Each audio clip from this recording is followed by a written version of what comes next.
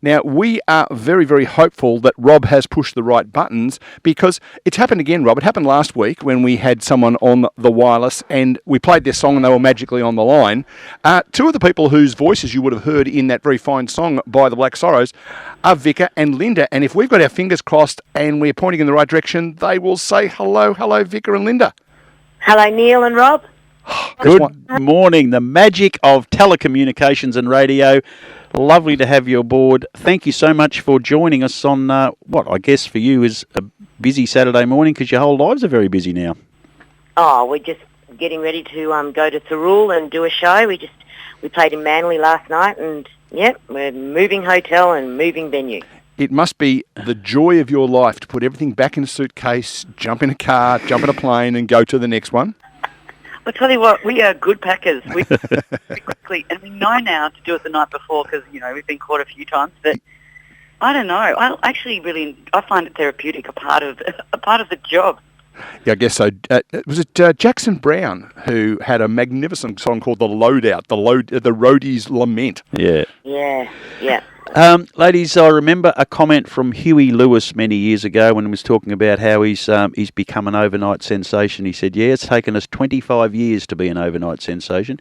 Your story, been in the industry a long time, support for others, but to have you now performing and you are the big ticket item, I guess a lot of work. Was it something you'd strived for, or was it just naturally happened because you keep doing what you do well? No, there was planning involved. I would say that we started off as lead singers in our own band and then ended up singing backing vocals in the Black Sorrows, which actually opened a lot of doors. It was a good thing to do. And then from there went, and sang backing vocals for other people. Paul Kelly, we went on the road with Rockwiz. We did all that stuff. And then we thought, you know what, it's time to tell our own story and sing our own songs. And I think we should do it. The time is now. I think lockdown really kicked that along for us and doing that online song every week. It sort of has been hard work, but worth the journey. We learned a lot of things singing for other people. It was a really good exposure and good thing to sing with other people and learn your craft. And I think one of the things, and we'd like to go back to the start at some point, but one of the things I notice is that there are a lot of bands out there who have got a lot of lead singers, a lot of backing singers, many of whom we never hear the names of. And yet, you look at you guys, we've got the Lisa Edwards of the world. You've obviously made such an impact that your name has been put forward and therefore you are recognised? Oh, well, I guess so. I think there's something in the fact that we're siblings. I think there's the fact that we sing together and have fun together and never sort of deviated from that. Because I are a team and we're kind of our own band within the band. And I think that's a secret. We can cover a lot of ground.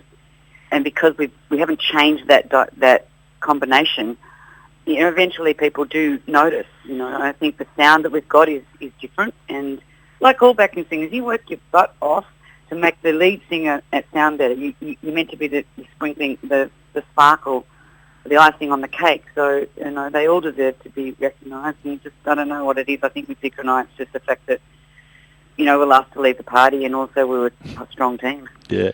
Let's go all the way back. Was it radio full blast, hairbrushes in the bedroom stuff for you as little tackers?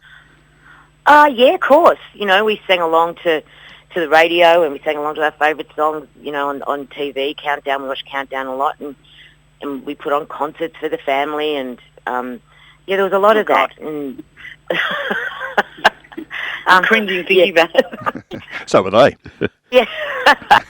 Yeah. No, you've got to do that sort of stuff, It's all kind of, I think if it's in you, if you have that thing, that kind of thing that you want to perform, of course you're going to jump around on the bed and look at yourself in the mirror and with your hairbrush and pretend it's a microphone. It's fun when you're a kid, Rob's still doing it. Yeah, I'm still doing it. I'm trying to make a late charge. But the reality is you've got to get over the shyness, and if you had a family that was supportive of the impromptu little concerts that children put on, and I've seen a lot of them have been told to go away and keep quiet, but the family that encourages that, I guess it's been a great start for you because the showmanship together with the voices is an important part in this industry. Yeah, it's no place for... I mean, a lot of people backstage are shy, but when you have the attack of the shies on stage, that's when it's quite debilitating, isn't it? We've all had that moment. But we do have a very supportive family. They are... Our mum and dad are 90 now, and they come to our shows still. No, that is good value. True. I mean, like, the Polynesians by nature are quite shy. And, you know, I think there's a lot of really talented singers and performers from the islands. I think it's just getting over that shyness that they've got to kind of conquer. But our mother wasn't shy, you know, so she was the one that taught us how to sing. She got a very loud voice, very powerful voice.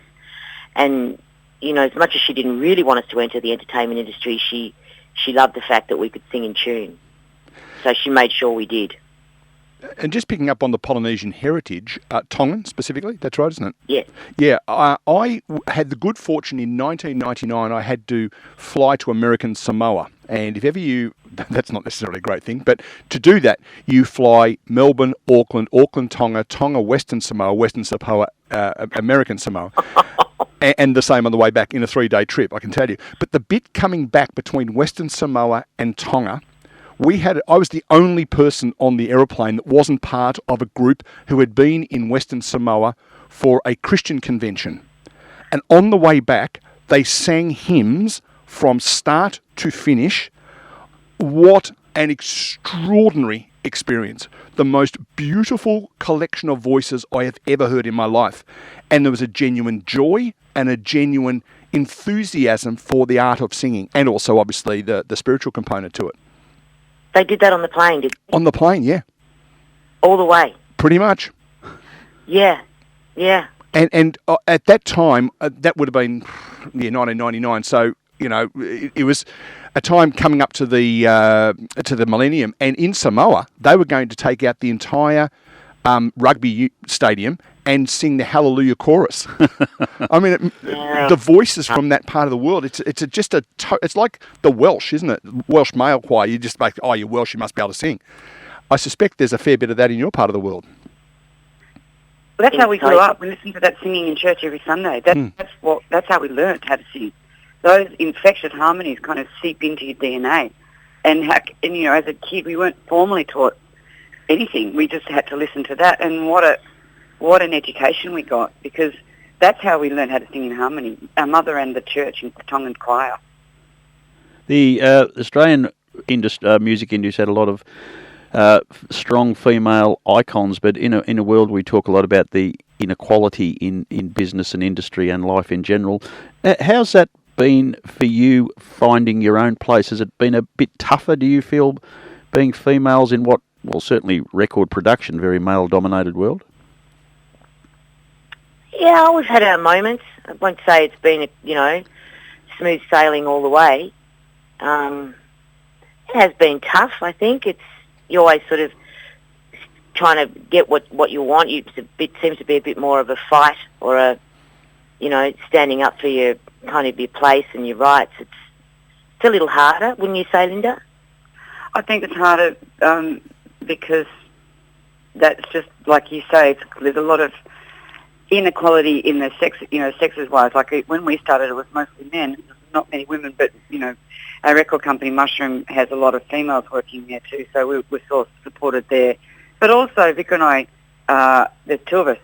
So if they wanted to come up against one, they'd have to come up against the other. Yeah. As well. Yeah. And so I think that's been something that's been really an advantage for Vika and I because we're sort of like a bit of a wall. Like you can't just sort of, treat one person badly, the other one will stick up for the other. And we've been treated well as well, don't get me wrong. Yeah.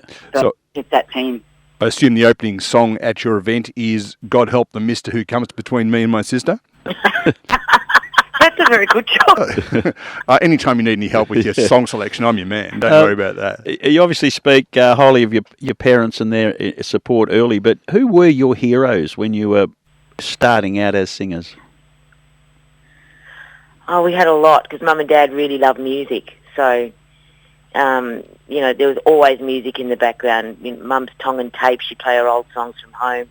Dad was a big fan of country music, especially Linda Ronstadt and Willie Nelson, Elvis Presley, Bill Haley and the Comets, people like that. So we listened to those type of records a lot when we were kids, like, you know, around 5 or 6 years old. And then growing up and discovering Countdown and things like that, you know, there was great bands like Dragon and AC/DC and Renee Gayer and who else, Lulu? I'm naming my favourites. Ozzy Kroll. We watched Joe Joseph and the Falcons. I mean, you know, how can you forget that turban? And we just really loved Australian music. But we were also fans. I think Vika was saying, like, she was a bit of a belter, so she liked kind of more the rockers, and I like the country stuff. You mentioned Dragon there. We've talked a lot about Australian music industry. When you look back at their body of work, I think they were grossly underrated. So you had them on your playlist early? Look, they had one of the best frontmans ever, you know. Mark Hunter. No, was it Mark? Mark Hunter, yep. Mark Hunter. Yeah, so I was thinking of his brother. Yeah, Mark Hunter. And, you know, how charismatic was he, and what a voice. You know, I agree. I think they should have been bigger than they were. Yeah. It's another one from the east of Australia. Same sort of timeline, isn't it? Basically, the guys from New Zealand. Yeah, another one we pinched. Pardon? Another New Zealander that we pinched and brought into our Australian family. Yeah, that's right. Yeah, you know. But there you go. The Maoris, great. The New Zealanders, great singers, great musicians. So. Oh, we love Split Ends too. Split Ends and ABBA. Yeah. On a high rotation in our household. Yeah, ABBA went all right too, didn't they? ABBA went all right. Yeah, they. So when you know, Rob and I still hold out dreams of sometime someone's going to tap us on the shoulder and say, "Boys, you're off to the Geelong Arts Centre to have a sing." At what stage did you realise actually, you know, we could do this and we could make, you know, a career out of it? Very young. We were young. We were teenagers. We just went. You know, we weren't.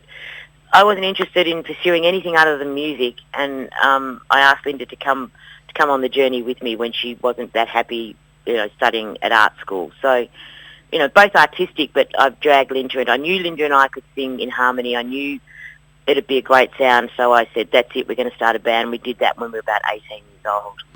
And played around the pubs of Melbourne. Is that how you got started? That's what we did. Yep. So, Rob, 3/4 of the people taking part in this conversation have one thing in common, and that's got them frightened now, hasn't it? The pub scene of Melbourne. We spent our childhood at Doncaster Shopping Town. Really? Oh, did you really? I'm an East Doncaster boy. I went to Donvale High School, loyal and true.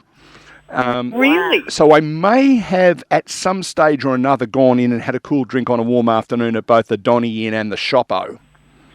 Yeah. Yeah. You might have seen us upstairs in the green room. Yes, so we've probably caught up for a drink in the past somewhere along the way. Yeah, so we Doncastrians, Rob, don't feel like you're out of the conversation. We still I do now. Yeah, fair enough too. But I mean, back in those days, I guess we're talking the early to mid '80s, somewhere along there. There was that pub scene in Melbourne, wasn't there? You could go to the Donny Inn, the Shoppo, Southside Six, Rock at the Croc, and all those sort of places. Well, it was Rock. That's you know, when we were in the Sorrows in the 80s, we were touring, playing 6 nights a week, and we did that for 7 years. The pub scene was thriving, and you know, that's how we toured. We pack our bags and we go on tour for 6 weeks. You know, and here you are, 25 years later, still doing the same thing. Still doing. It is kind of like, sometimes I think, oh, we're here again. Yes. I'm sure I slept in this bed 3 months ago. Yeah, it's because like I go back. Rob grew up in Geelong. Well, he hasn't quite grown up. Grown old in Geelong, and you know it was probably the same down here. But in the sort of southeastern suburbs of Melbourne, there were 15 pubs, and someone like Mental as Anything would come to Melbourne. And they would just move around the pubs, maybe 2 shows a night. And if you'd missed them at one pub, you just go to the next pub the next night. It was great. Isn't that terrific? Such a great time. And you know, like we really feel the loss of a lot of music venues that are closing from a lack of support or you know, of whatever circumstances that we've gone through. And it's really quite sad because we were very spoilt when we were growing up. We could cut our teeth that way in those pubs. And when I see young singers say, well, there's nowhere to sing, you know, that's kind of sad. Heartbreaking, not fair, yeah. You know? I think it was Barnesy who said that there's a pub in Adelaide they used to play. I think it's the Largs Pier Hotel is what it's called, down on the docks. And basically they would sing there, and if they were no good that night, they'd get into a fight. The people on the floor would actually come up and punch them in the head. And he said you learn to sing really quickly in that circumstance. Now, I don't suspect the Donny Inn was quite that, but it certainly was a place to cut your teeth, as you say. Yeah, it definitely was. Oh, we've had a few of those experiences, I tell you. We have, hilarious. I love Australian audiences. They're just so honest. We're speaking to Vika and Linda, who have been icons of the Australian... Excuse me. And continue to be. I'll just help you out. And continue to be behind the scenes now, very much in their own right. The number of guests we've had been in the industry for a long time, there's an enormous respect and admiration for everybody's work. There's no jealousy or bitterness. Is that the way you've found the Australian music industry?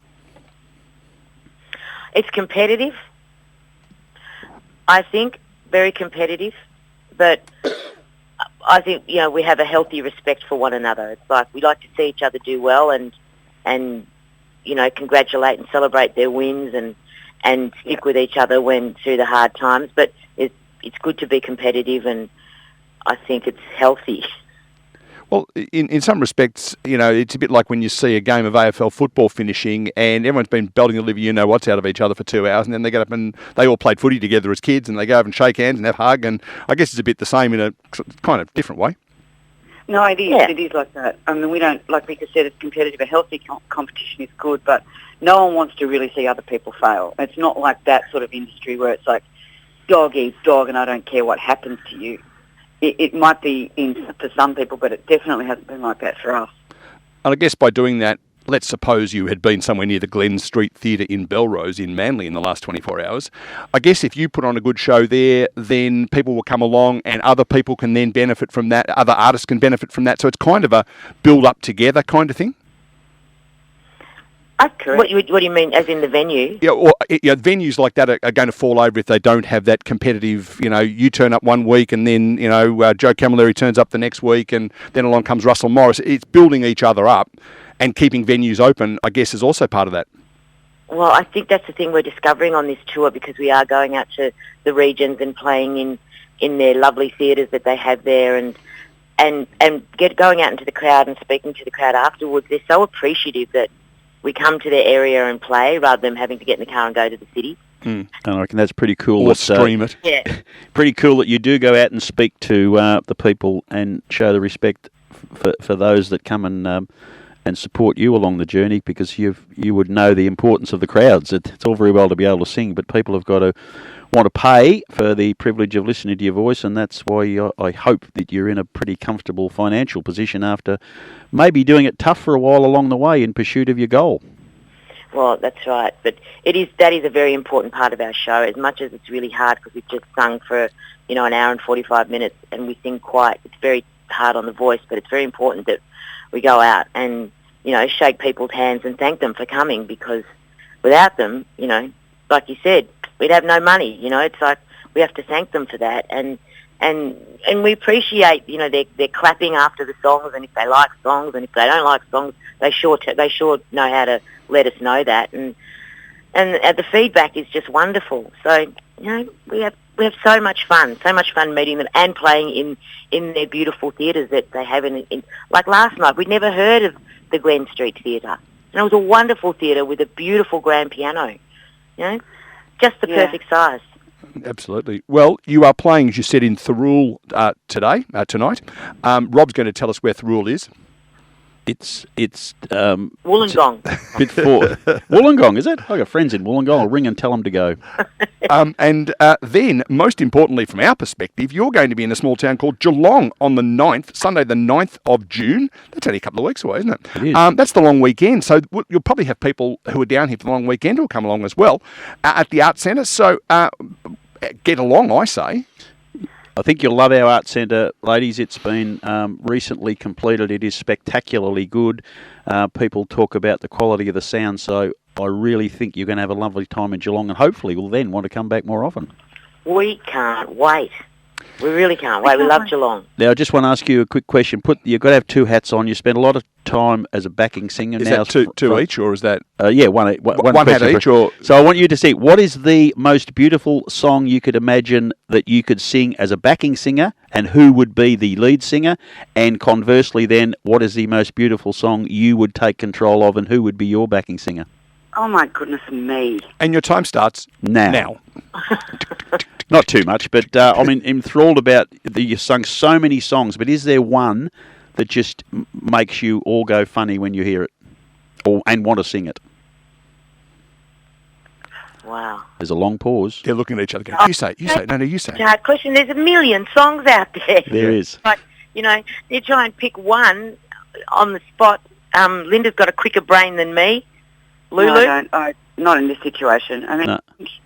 It's really hard. Like, it's so many different things whiz through your brain. Like, so many artists. I mean, I probably would have liked to have done something for Ray Charles. I would have liked to have been a backing singer for him. Yeah. Mm-hmm. Not, just because I love his voice and his music. Vic? Well, look, Ray Charles is fantastic, but Ray Charles' country era, when he did his country music, and he had those beautiful backing singers. I mean, as much as we love the Raylettes, they were wonderful, but he had those beautiful country singers that sang kind of that, when they sang Georgia on My Mind. Yeah. Yep. Ray sang Georgia on My Mind. He had those beautiful, high, pure singers singing with him. They were incredible. The Rolling Stones. Yeah, the Rolling Stones. Vika belts out a great version of, what song was it, Vic? Can't remember. Don't you love it? We've dragged you out of bed. You've sung for an hour and 3/4 last night, and we're asking philosophical questions of you. No, it might have been too harsh. I just presumed that you've done this so many times that you would know the answer off the top of your head. But we always try to ask a question that no one's ever been asked before, and maybe we hit the jackpot. Yeah, I think you definitely bullseye there. And I tell you what, if you're into your country music, there's a young fella who's just released an album. I recommend that you get hold of it. The album's called Dream Train. His name's Brian Cadd. I don't know if you're familiar with his work. He has just released this album about 6 weeks ago. We played a song earlier today. Get hold of that and have a listen. It is an absolute snorter. Isn't he fabulous? He's officially a friend of the show. Once you've been on the program twice, you are a friend of the show. So, because there's two of you, we're going to say you're friends of the show now. Yeah. He's been on a few times. So, he's a ripper. Now, that is the 9th of June. And for folks who have gone to the website, you're playing at Avoca Beach after that. I know where that is. I've been there. Yeah, that's north of Sydney, up on the, not to be confused with the Avoca Beach. It's not very far from Geelong. The one up in New South Wales. So there's a couple of shows left. If you want to get tickets, and why wouldn't you, vikaandlinda.com.au. Did it take you long to come up with that website? See what, it took us a while to get the domain name because someone had nabbed it. Sorry. All right. What's the first song they're going to hear on the show when they come in? That might be an easier answer to what's a good song.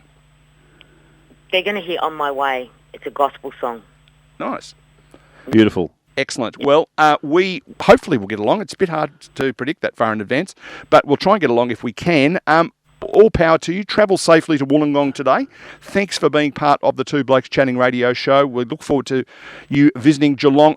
I have gone and picked what I think is my favourite track of yours, and I'm going to play it coming out. A lady called Renee Gayer had a song called Heading in the Right Direction. Oh, yes. Yeah. We're going to play that version next. Oh, that's great. And she's a Geelong girl. Was. Yeah. Sadly. Yeah, she was a Geelong person. Yes, she moved there. That's right. I think she loved it. She loved it there too. Yeah, well, that's what we're going to play. Vika, Linda, thanks for being part of a technological experiment to start with and then being part of the conversation. Well, thank you so much. Thank you so much. Look forward to seeing you in Geelong soon, 9th of June.